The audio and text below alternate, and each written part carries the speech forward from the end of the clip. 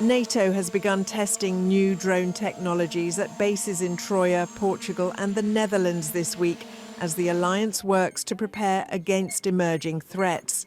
Forces from multiple nations experimented with aerial and submarine drones in Troia in efforts to increase surveillance capabilities. In the Netherlands, NATO Special Forces produced and tested 3D-printed remote-controlled boats in collaboration with academics and researchers. The option to use 3D printing provides an economic advantage over more expensive military equipment.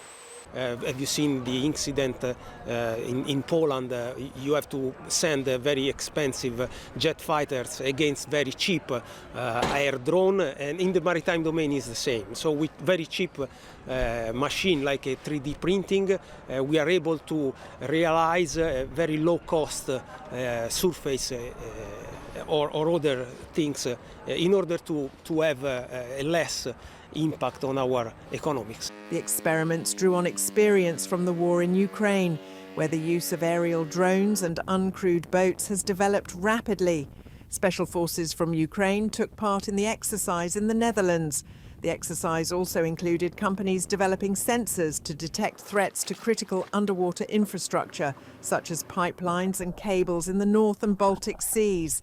We are trying to defend the critical underwater infrastructure with the newest technologies, but you will be always a little bit behind the enemy because also the threat is evolving. And this is why we are trying, through the innovation and through the collaboration with academia, with the industry and with the soft operators and the lesson learned that we gain from other partners to gain advantage against our enemies. These tests come as NATO faces alarming security concerns following a Russian drone incursion in Poland and the violation of Estonia's airspace by Russian fighter jets.